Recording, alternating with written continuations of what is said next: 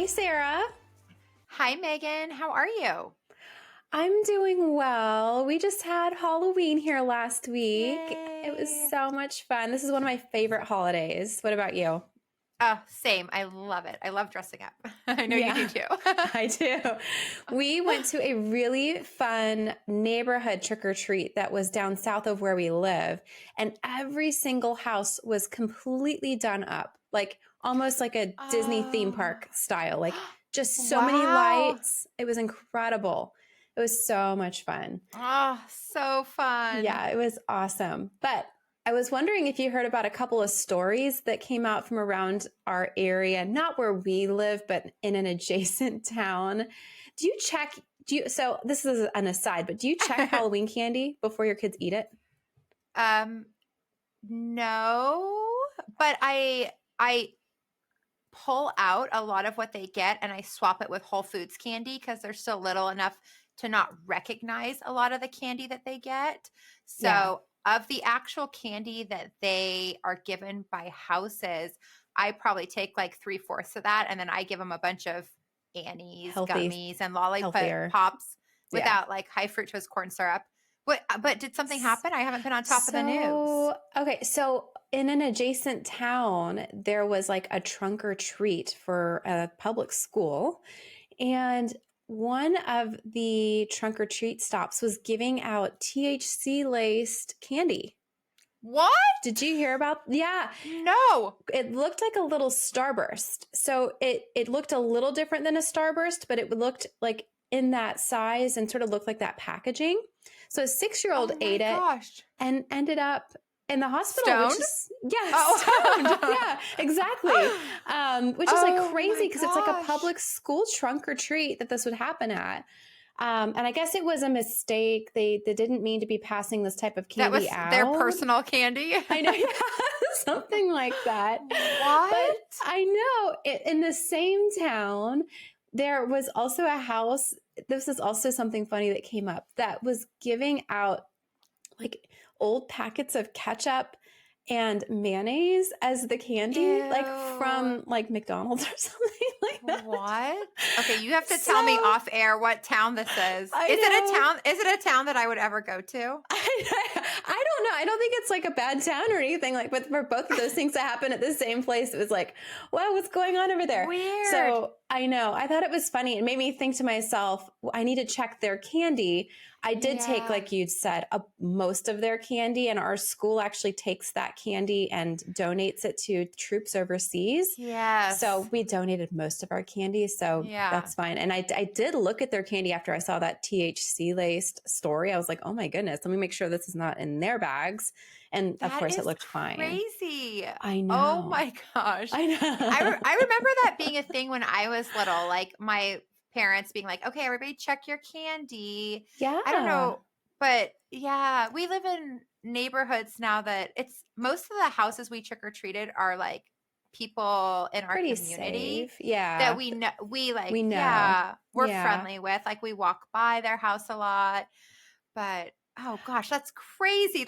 So I know. is the kid okay? I'm sure they're She's fine. she's fine. Yeah, I guess she just went to the hospital and she's okay now. But it was just like shocking. And it was like a That's good reminder scary. to, yeah, just check candy for the kids. Yeah. I have a friend that says Wow. she goes through and makes sure that there's air still in the package.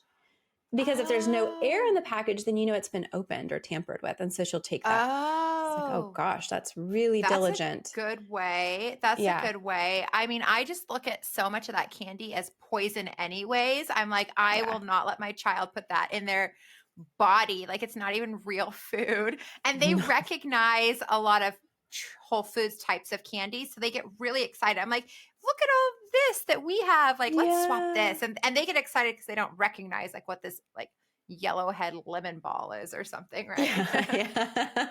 Yeah. But I mean, I'm sure it's Oh, not that bad. We turned out okay. I ate all that candy growing up. I think I did too. I did too. It's funny that you say the Whole Foods candy because now my kids are like addicted to their licorice, the Whole Oh, Foods it's so licorice. good. It's I love so that licorice. good. Oh, it's Yum. amazing. Yeah, Oh, I so want some good. now. I know. Sorry to make you hungry. No, it's okay. Ah. How are things with you? you? How are you doing? I'm doing good. Things are still a little crazy. We are deep into our move. So we have lived in our home for 8 years and we're moving. And so we moved in pre-kids. So it's quite a lot to move. But something came up this morning. I was like, oh, I'm going to ask Megan about this. So I was purging and organizing all of my childhood bins. And it kind of triggered for me, like, how am I saving things for my girls? My mom, it like makes me emotional talking about it because it's so sweet, but my mom saved so many very special things for me in the most thoughtful way. Like, Oh, she put them in Ziploc bags with like little handwritten notes about what the item is, and photo albums with really detailed messages. She wrote in journals like every year of my life, like cute and funny things that I did and said. And my husband took my girls this morning to the new house to work on stuff so I could have time organizing and packing. And I just sat in my garage looking through all these bins, like crying happy tears of like my childhood, like clothes that I wore that will now fit my girls. And it's so special. So some of those things I'm already doing for my girls, like I do write in journals for them, but I do want to start saving a few more things. And I thought I should be writing post-it notes on them now, because if I say I'll do it later, I'm sure I'll forget. I think my mom did yeah. it like in the moment when I was in kindergarten. She wrote the note then. Hmm. But how do you save things for your kids, and what are you doing? Because I'm like, this feels like a really important part, right? Preserving their childhood. I know. You're so sweet to think about that, honestly. I don't save a ton of stuff for them, and maybe I should think more about what I would save. Some things are very special to me, like certain baby outfits that I know that they wore, Yeah. or their favorite little toy, or even like their baby blankets, things like that. I will always Yeah. save for them. The other thing I save a lot is all of their art and even their Yeah. doodles. I'll keep that and I'll Oh, put that's like sweet. their name and like the date on the back because it's so much fun to look back and see what their stick figures looked like and stuff. Yeah. It's The so evolution of cute. the drawings. Yeah, I love that stuff. But I'm less, I guess, attached to like possessions in some way. Yeah. Like I don't keep a ton of stuff, and if anything, I probably purge maybe a little bit too much because it clears my head, and I feel Yes. I don't know, like just like my brain's cleaner if my house is cleaner and I can No, think that more makes sense. straight. Um, Yeah. but yeah, I don't know. Well, It's a I know. tug and pull, isn't it?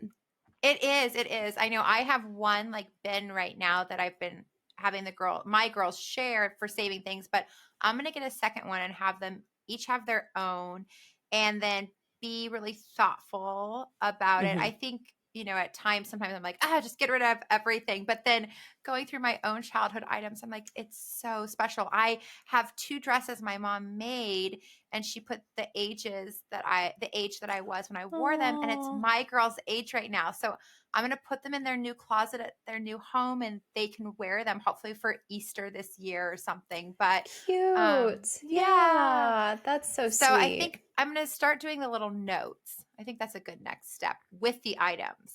Because even Yeah. already at my girls being like 6 and 3, I look in their bin I'm saving. I'm like, why did I save this? What was this? Yeah. I think that's such a good idea. My grandma who's now passed made me like I don't know, a bunch of recipes in a recipe book, like in her handwriting. Oh. And I'll always keep it, even though I'm never going to make those recipes because it's just like so special to see something in her own writing. And it's just another Mhm. part of her to preserve. And I just think about like down the Yeah. line, like it'd be nice to have things like that from your mother too. So It it's a is good true. idea. Like the handwriting is so sweet to see. It is. Yeah. Yeah, in the Hmm. journals. I know I like will take notes on my phone for the cute and funny things my girls are saying, and then I'll go write them in their journals. And sometimes I think like, should I just do this through an app? Because there's those apps now and they'll print it in a book. But this is a good reminder that the handwriting is sweet to have. Yeah, definitely. Yeah. Yeah. Hmm. Well, with that, welcome everyone to the Platinum Perspective, the podcast about beauty, travel, luxury, and more. I'm your co host, Sarah. And I'm Megan. Sarah and I are best friends who put the work in to get the most out of life so you don't have to. We recently, my eldest daughter and I, went on a trip to Orlando, Florida, and this episode is going to be all about that trip we took. It was a mommy and daughter trip, just the two of us solo, and it was the first time I've ever done anything like that with any of my children, and it was incredibly special. But we also met up with a bunch of my family lives down in Florida, and we did 3 different theme parks and also did the Mickey's Not So Scary Halloween party, which was an absolute blast. Unfortunately, on my last day, I tested positive for COVID. And so I know. So the whole trip was extended by 5 or 6 days, however many days it took me to test negative, just because I didn't want to get on a plane and expose a bunch of people or expose my eldest daughter who never actually caught it miraculously. Amazing. Yeah. Amazing. So yeah, we really got to stay like an extra week and got like the full Orlando experience, like minus the parks. And I'll say it's a little bit different than being within the bubble of Disney. So yeah. Okay. Well, So I'm excited. I know we purposely haven't talked about this trip. We're saving it for the podcast. So I'm excited to hear all about it. But before we jump in, I have a few rapid fire questions for you. Are you ready? Okay, I'm ready. Okay. The first one is really easy. Did you have a blast with your oldest daughter? And how did your other 2 daughters feel about you having this one-on-one time? Oh, I did have an absolute blast with my eldest daughter. It was great because, for the past 6 years of her life, she's had to share me with, 2 other siblings. And we sort of have missed out on that personal, interaction with one another. And I feel like it was a really good bonding experience. But I will say my younger 2 were very sad not to be able to come. And I did have a lot of moments when I was there of thinking, I wish the whole family was here. So it was like some good, some bad, some things I wish the whole family had been there for. But in general, it was a really good bonding experience. So I'm glad I did it. And I think I'll be doing it again with my second eldest daughter next year. Oh, fun. Yeah. Okay. Next question. What park is your favorite of the ones you visited? My favorite park in Orlando generally, including Universal and Disney World parks, is Epcot. It's just always my favorite. Okay. It's a lot like, I guess it's the most similar to Disney California Adventure, if you want to compare. Oh. Yeah. Okay. I've never been there, so I'm excited to hear about that. Yeah. Okay. And then lastly, what is your favorite non-park activity to do in Orlando? Okay, this is a new one, and it's one that we will never not do again. So there is this area in Orlando within Disney World, within the Disney parks, at the Boardwalk Hotel. And the Boardwalk Hotel is located it's located on a lake called Crescent Lake. And there's other hotels along the boardwalk, as well as lots of restaurants and arcades and shopping. It's just very vibrant. One thing you can do there is you can rent a Surrey bike. Do you know what those are? Oh, yeah. We do this in Santa Barbara. Yes. You do? So fun. Oh, it was, I've never done a Surrey bike before, but we rented one. My daughter and I, we did the whole lake. We went all the way around and we had so much fun that we came and did it 2 more times during our trip because it was just such a fun. It was great. And it's just like a nice way to spend an afternoon if you have a down day and want to do something fun. So fun. I think you texted me while you were doing it one of the times and you were like, I'm on a Surrey with my daughter controlling it or driving it. Yeah, I did let her. I'm sorry to everyone who was along the boardwalk that day. Yeah, she was steering and it was hysterical. I'd have to grab the wheel. I was like, this is a fast forward to what it's going to be like when she's 16.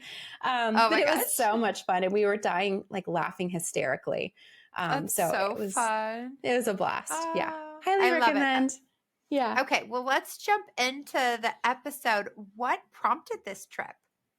Yeah. So my family, my sister and her husband and their daughter and my parents were already going down to Orlando for this trip. So this was sort of a tag along trip for me.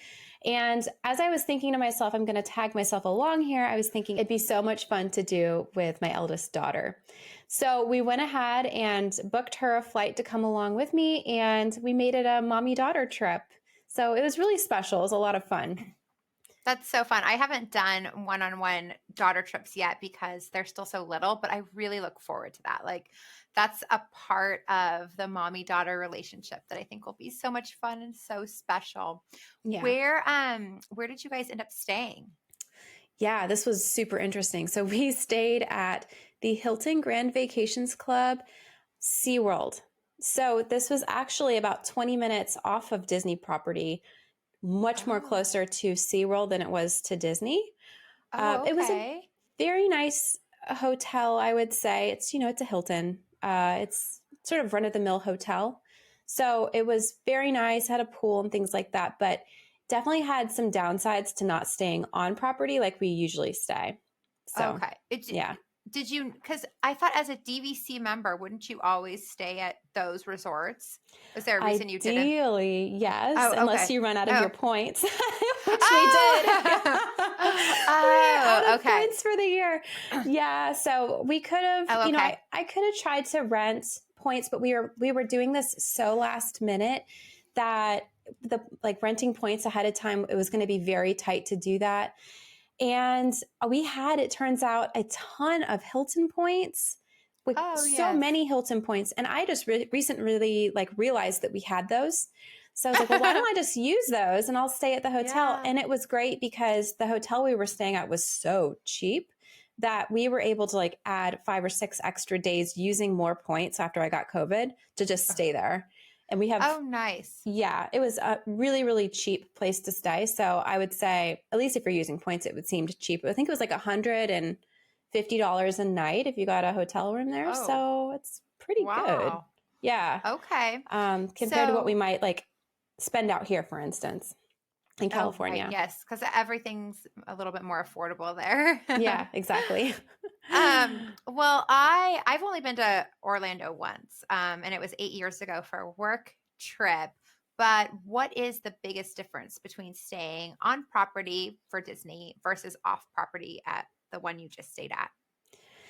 Oh, there are so many differences, and there's so many perks, I would say, that you get by staying on property versus off. But the biggest, I guess the biggest thing that I have not noticed for many years, because we are so spoiled staying at the Grand Floridian within Disney Resort. Mhm. It is their flagship resort. It's just gorgeous, and everything's manicured, everything is taken care of, the staff are warm and welcoming. It is just like a little haven. Once you step outside that bubble of Disney, and you know whether you're in Disney or out of Disney, and trust me on this because we drove from out of Disney to in Disney multiple times on this trip, it's palpable. It's like Orlando itself has a lot of construction going on, and there was just a lot of trash on the road and a lot of traffic, and just not picturesque as you might expect, especially if all you ever do is what we do. We fly into Orlando and we get ourselves straight onto Disney property. We don't actually see the rest of Orlando because we're right Mhm. on property. But it is just an aesthetic difference of whether you're on Mm. property versus not. And trust me, you want to be on property if you're doing Disney. Yeah, I think that's the Orlando that I remember is the off-property one. Yeah, yeah, yes. Ah. And then we ran into problems too, because if you're not on property, you miss out on some of the perks that you might get if you're on property versus off. So we were off property, and you know how Disney Genie works from Disneyland. Right at 7 a.m., you're Mhm. on your phone and you're trying to get your reservation, and you're paying for your individual lightning lanes that you want for that day. It turns out you can't even purchase your individual lightning lanes from off property. You have to wait till you either have to be on property at 7 a.m. to Oh. purchase, which those people get first dibs, or you have to wait till the park opens. So if it's a very popular ride, like we wanted to do Seven Dwarfs Mine Train, which is like a little really cute roller coaster that's, semi new over there. There was no individual lightning lanes left for us by the time the park opened. So you give up some Oh. of those things that you might otherwise get if you were like on property. So It was a good experience. I think if the only way you can do this is just to stay off property and maybe you want to have it be like a cheap trip like I just had. It's not as bad. It's not like you should like miss the trip because of that. But if Mhm. you have the option and that optionality is there for you and your family, I would take the option to stay on property because of some of these big differences. Okay, that's good Yeah. to know. So Mm-hmm. I know you shared that you spent one day park hopping and then you went to the Disney World Halloween party another day. Yeah. How does that compare to the Disneyland Halloween party that you've been to? Because I know you did that last year. Like, which is better? What dessert was better? I know you had some questions going into this because it was Yeah. your first time doing it, right? Yes, yes, I did have questions about it. We did Oogie Boogie Bash 2 times last Halloween, and it was spectacular, which That's Oogie the one Boogie at Bash, Disneyland, yeah, right? is the Okay. one at Disneyland. So I went into Mickey's Not So Scary Halloween Party sort of with the same expectations of being very immersive, and it's obvious that it's Halloween around you and things like that, because it was so Disney California Adventure last year for Oogie Boogie was so transformed. Everything about that park changed at 6 o'clock. Oogie Boogie came out. There were characters all over the place. They had this really cool atmospheric walk that was maybe akin to being like in a haunted house, but not because it's only atmosphere and no scary things. But it's just so thoughtful and so creative and artistic. I would say the Orlando version, because the park is huge, it's just a huge park. There's no way that they can make that park as immersive as they did for the Oogie Boogie at Disneyland. That being said, I would say the dessert party at both is worth doing. This one, the dessert party, didn't get you access to the parade, similar to Oogie Boogie. Like last year, we did the dessert party in order to have access to the parade with the headless horseman and all that stuff. We didn't get access to that because of the dessert party, but we did have priority viewing for fireworks, which Disneyland does not have. So Mm. there's some give and some take there. There was also a spectacular show that they did, a light show on the castle before the fireworks. And we had priority viewing for that as well. And it was amazing. It was so, so well done. It was wonderful. So I'd say that was probably the highlight of that night. But that party is more aimed at Mickey's Not So Scary. It's going to be more aimed at people who want to go on a lot of rides quickly without as much wait. Whereas Oogie Boogie Bash is more about characters and trick or treating and this big party that you go to. So it's just like a different vibe, I guess. I think I still prefer Oogie Boogie Bash, if I'm going to be honest. Oh, okay. Well, that's Yeah, good because that's closer to us. So I maybe we'll try that know. some year. Oh, it's so much fun. It's Uh, awesome. and then you also went to Universal Studios, right? Which I have Yeah. never been to Universal Studios here or there. What was that like? And how does it That compare to Disneyland? that was super cool. It was really fun. I would say, the biggest thing that they've done is back in 2010 or 2012, they built Harry Potter Land there. And Oh, yeah, that's the your daughter loves closest. Harry Potter. Was She she in does. heaven? Yeah, she was in heaven. We were both dressed Oh, up, both for the Halloween party and for Universal. She was Harry Potter, and I was Hermione, Harry Potter's best friend in the books. And so we were both dressed up, and we went through Harry Potter land. And there are really, really well done rides in that land, both on the Universal side and on the Islands of Adventure side. So both you sort of need to have a park hopper to do that because you want to take Hogwarts Express from one park to the other. That's like one of the rides that you want to do. Um, so I would say, in general, that is feeling very akin to me to Disney World in terms of being immersive and thoughtful and creative and holistic. Like it's a thought out land versus the rest of Universal and honestly Islands of Adventure too. It's sort of like ramshackle. There's a lot of different types of rides right next to one another, and they don't necessarily go together. It's not like mm, this like nostalgic, experience that Disney can sort of hearken upon. Universal mhm. really doesn't have that. They've got, you know, I don't know, random characters and random cartoons that they sort of have access to. Those, copyright laws. And so I would say Harry Potter Land's awesome. I would also say everyone else thinks that that is the case too. So everyone who goes to Universal goes straight to that land, and it's so many people there. It is just so congested in that area. There's not enough bathrooms. There's not enough food for the amount of people there. So oh no. Okay. I know. So some good, some bad. I'll say those rides, especially the rides that are specific to Harry Potter, are amazing, and they are so well done and creative. The other rides are fun, but maybe not as, I don't know, not as memorable for some reason. Maybe because I'm just like a Disney crazy person, but I just tend to, I know so much more about that. Yeah. The other big difference is price. So for me and my eldest to do, a park for Disney World and then add Genie Plus to be able to skip some of the lines, it's maybe $200 a piece total for that to happen at Disney. It was $800 for us to do it at Universal. What? Yeah. Why? It was oh my gosh. so much more expensive. So expensive. Yeah. The reason is that, so number one, we got a hopper pass, which we could do technically too at Disney. We did do that, and it's just not as much money. But the big kicker is if you're not staying on property at Universal, then you don't get the Universal Express Pass. And that is their Genie Plus system. But ultimately, all it is, it's $200 a person, basically, to have this pass. Or you get it for free if you stay at one of their deluxe hotels. So I think a lot of times that's why people stay on property for Universal, is so that they can have that Universal Express Pass. But I'll say also, for us, it didn't work as well as a Genie Plus system, because it's just a physical card that you show to get into a line. And then maybe you skip a third of that line, but then you join the rest of the line that's standby after that. So your wait is still very, very long for every single ride, despite the fact that you spent $200 per pass. So wow, would I do that again? Probably not. Wow.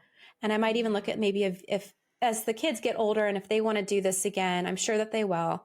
It might even be worth it to look at the next step up, which would be the VIP tour, just to pass that line, because there's no way to pay essentially like Genie Plus to have that access. You sort of pay and then you skip the third of the line. So we didn't get a ton of rides in either.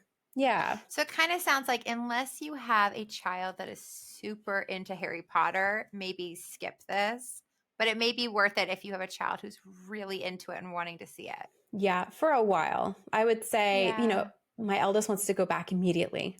I'm like, I just don't see that happening anytime soon, especially because the height requirements, you have to be 8 or 9 to go on the majority of those rides. Is there a Harry Potter land at the Universal in Southern California? There is, and I've never been to it, but I've heard that it's very similar to what they have in Orlando. I've heard that it's much bigger in Orlando than it is out in Universal Studios in Southern California, but maybe worth it just to have that like Harry Potter experience. Yeah, interesting. So, yeah. There's so many options. Have you ever been to Knott's Berry Farm? Do they have that in Orlando? I haven't. There is probably something similar, but I don't think we have that. It's in Southern California. I just remember when I was little, we do Disneyland. We would also go on a separate day to Knott's Berry Farm. I loved it when I was little, but I haven't taken my kids there. Oh my goodness. Yeah, that sounds like fun. Yeah. We've just done Disneyland down there. We've never done Universal. And we also have a Super Mario Land out here that is being built in Orlando right now, but I've heard rave reviews that people love it. So might be worth doing. Yeah. Interesting. Yeah. So that was supposed to be the end of your trip. Yeah. But dun, dun, dun, what happened? Okay. So my last night, it was actually that Tuesday I was at Universal that day. I started to feel myself wilt. And just to clarify, I've never had COVID before, so I didn't really know what it felt like. I just started to feel like I was feeling run down. That's all. And that night, we did the Surrey bike again because we went out to dinner with everybody at the boardwalk. And so we were doing the Surrey bike and I'm catching myself and I'm like, well, I'm having a little bit of a hard time breathing right now. Maybe I'm just tired. Who knows? So I went home and took a test. It was negative. The next morning I was supposed to get up and I was supposed to fly. I woke up the next morning and looked at that old test and I saw a line on it. Ugh. So I thought I better take another test and just make sure. So then I took another test and it came right up positive, like very, very quickly. Oh, did your So heart sink? it did. And I didn't know what to Yeah. do. And I felt so alone because I was there with just my eldest daughter and didn't really have anybody else to. It's not like I could then see the rest of my family, right? Because I now have COVID Right. and they're flying home anyways and they're testing themselves to see if they have COVID and they didn't. So it was just I mean, me. the fact that you hadn't had it up until now is pretty impressive. I know it's so discouraging probably to see that line, but you It are was. the most careful person that I've ever met with regards to COVID. Oh, So thanks. I'm so sorry Yeah. that that happened. But so how did you manage it to make sure that your daughter, because your daughter didn't get it, you She said. didn't get it. We were in a 1-bedroom suite while we were there. And what we did is we separated ourselves and I stayed in the bedroom and she stayed in the living room. And we had to share the bathroom and the kitchen. I just would mask indoors with her. And then there was a door that exited the living room and a door that exited the bedroom that went out to a shared patio. So what we did was just keep those doors open all day to keep airflow and keep fresh air coming in. And I was like 50% chance she's going to catch this thing. I mean, it's just so Yeah. contagious. But somehow, even though we shared a bathroom and things like that, and I had to take my mask off in the bathroom to take showers and things. So I did the best I could. But ultimately, that's what did it. I think we just separated and quarantined from one another, which is hard with a little 9-year-old. But she Yeah. How did you even do that? And she then was did you just okay. stay in your room for all of those days? Did you just do room service? Yeah, I ordered in all the time. We would go outside together and go for walks. And if nobody was around and she was far enough away from me, I would take my mask off for that. And if we were like Mhm. out eating, if I was eating like on the patio or something, obviously I wouldn't have my mask on for that. But the rest of the time, if I was around her really close, I would just mask, and it was fine. But we'd go for walks and feed the turtles and feed the fish and stuff like that. And that was like our special time together every single day. And Oh, so, that's still fun. yeah, we found ways to Yeah. make it still okay. And the last day I was there, I tested negative. So I was like, okay, I can fly home tomorrow. So that day we went back to the boardwalk and just stayed outdoors Oh, to be nice. careful, but did the Surrey bike again. So I think we really did do it 3 times. That's so And just fun. like, did outdoor things away from people and tried to just be respectful. But it worked out fine. It was okay. And it wasn't as terrible as Yeah. I thought, given I did take Paxlovid, so that did help. So I just want to clarify that I'm not sure what that did, but as soon as I took it, instantly I felt better. So Oh, good. I think I Okay. caught it Yeah, fast that's and caught it important. early. Yeah. Oh, that's So good. I Okay. know. Yeah. Well, I'm sorry that happened, but it sounds like it, Thanks. didn't overshadow an amazing trip Yeah. and special time with your daughter. I know also Yeah. you have a very exciting announcement you want to make in regards to Yeah. all this travel. What is that? Yeah. Well, because I want to talk about Disney so, so, so much, I have decided to make a Disney YouTube channel called Disney Fast Forward. And I'm going to make it aimed towards people who want research and they want planning tips quickly so that they can fast forward to their next vacation faster with like all the information that you need now in order to plan a wonderful trip to Disney. Because we know it takes so much planning ahead of time to plan trips like that. And I have a lot of that knowledge now, having done it for, 4 or 5 years at this point, multiple times at both parks. So that's what the channel is going to be about. It's going to be about the VIP tour that you and I took at Disneyland and all of that stuff, the Genie Plus, all the planning and tips we need to have a nice time. That's perfect. I'm so excited. Yeah. Thank I think that you. you are an amazing resource on everything Disney. I know I've Thanks. like forwarded your information to some friends planning Disney trips, and you've been so helpful to them. So, anybody Oh, planning a trip or interested in going, tune in to Megan's new YouTube channel, and you can learn everything about her expertise in the area. If you are not someone like me who can just tag onto her trip. I